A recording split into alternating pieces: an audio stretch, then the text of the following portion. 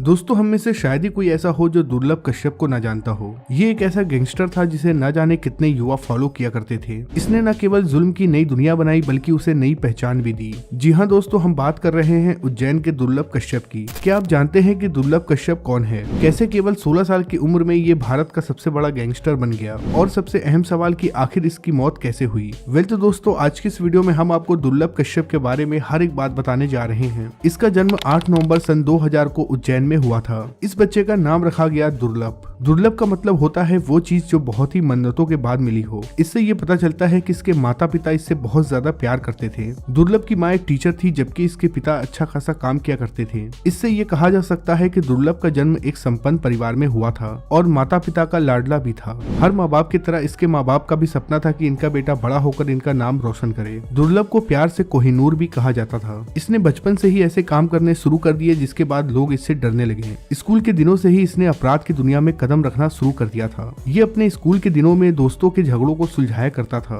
जब भी स्कूल में लड़ाई होती तो दुर्लभ कश्यप को बुलाया जाता। कई बार तो ऐसा भी होता था कि ये अपने सीनियर्स पर भी हाथ उठा दिया करता था। धीरे धीरे इलाके और स्कूल में दुर्लभ एक नाम बन गया। दुर्लभ स्कूल में सीनियर्स की बिल्कुल भी कद्र नहीं करता था। वो खुद को बॉस मानता था। पढ़ाई लिखाई को छोड़कर ये अपराध को ही अपना भविष्य बनाने में लग गया। इन्हीं दिनों धीरे धीरे इसने अपना गैंग बनाना शुरू कर दिया। दुर्लभ को सोशल मीडिया पर एक्टिव रहने का काफी शौक था और ये पहला गैंगस्टर बना जिसने सोशल मीडिया पर अपना एडवर्टाइजमेंट किया। धीरे धीरे उज्जैन के बहुत सारे लड़के इसके साथ जुड़ने लगे। इसने अपने गैंग को प्रमोट करने के लिए फेसबुक का सहारा लिया। आपको यकीन नहीं होगा लेकिन दुर्लभ ने अपनी पहली पोस्ट फेसबुक पर की। इस पोस्ट में लिखा था कि अगर आपको कोई परेशान करता है या फिर आप परेशान हैं तो हमारे पास आएं। हम छोटे जरूर हैं लेकिन इस काम में इतने बड़े हो चुके हैं कि हम आपकी मदद कर सकते हैं। दुर्लभ की इस पोस्ट ने उसे सुर्खियों में डाल दिया। धीरे धीरे उसका ये पोस्ट वायरल हो गया और देखते ही देखते देश के कोने कोने से लड़के आकर इसके गैंग को ज्वाइन करने लगे। लेकिन आपको बता दें कि दुर्लभ के गैंग में शामिल होना इतना भी आसान नहीं था क्योंकि ये अपने गैंग को लेकर काफी अलग था।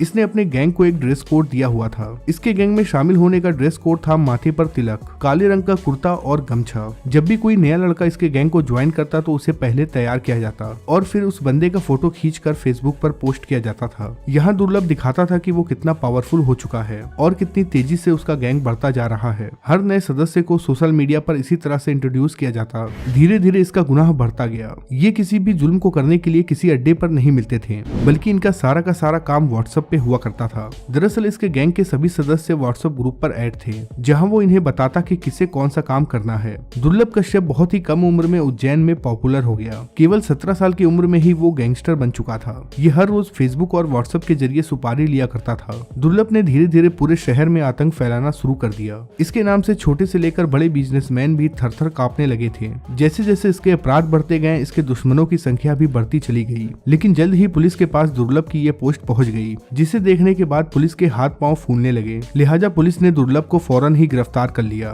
उस समय उज्जैन के एसपी हुआ करते थे आईपीएस सचिन अतुलकर। साल 2018 में सचिन अतुलकर ने दुर्लभ के गैंग के 28 लोगों को गिरफ्तार कर लिया था। लेकिन उस समय दुर्लभ के 18 साल पूरे नहीं हुए थे, इसलिए पुलिस ने उसे जेल नहीं भेजा बल्कि उसे पहले बाल सुधार गृह में रखा गया। इसके साथ ही इसके गैंग के कई सारे लड़कों को भी बाल सुधार गृह में भेजा गया जो कि नाबालिग थे और जैसे ही दुर्लभ की उम्र 18 साल हो गई तो उसे जेल भेज दिया गया। दुर्लभ के अपराध इतने ज्यादा बड़े नहीं थे और उसे बेल आसानी से मिल सकती थी। वो चाहता तो आसानी से बेल लेकर बाहर आ सकता था लेकिन उसने जेल में रहना ही ज्यादा सही समझा। दरअसल इसके पीछे भी एक कहानी है। दरअसल जब दुर्लभ कश्यप जेल में था तो सचिन अतुलकर उससे मिलने आए। जेल में सचिन अतुलकर ने दुर्लभ को बताया कि तुमने बहुत कम उम्र में बहुत ज्यादा दुश्मन पाल लिए हैं, लिहाजा तुम्हारा जेल में रहना ही ज्यादा सुरक्षित है। अगर तुम जेल से बाहर निकलोगे तो तुम्हारा कोई न कोई दुश्मन तुम्हारी जान ले लेगा। ये बात दुर्लभ कश्यप को अच्छे से समझ में आ गई, इसीलिए दुर्लभ कश्यप ने बेल कभी नहीं ली। लेकिन इसे दुर्लभ कश्यप का दुर्भाग्य ही कह सकते हैं कि साल 2020 में सरकार का एक निर्णय आता है जिसके तहत जेल में रहने वाले वो सभी कैदी जो कि बेल के हकदार हैं उन्हें निकालने का आदेश आया। दरअसल उस समय कोरोना पूरे देश में छाया हुआ था जिस वजह से सरकार को इस तरह का फैसला लेना पड़ा। इस फैसले के तहत दुर्लभ कश्यप को भी बाहर निकलना था लेकिन इस शर्त पर जब कोरोना खत्म हो जाएगा तो वापस वो जेल में आ जाएगा।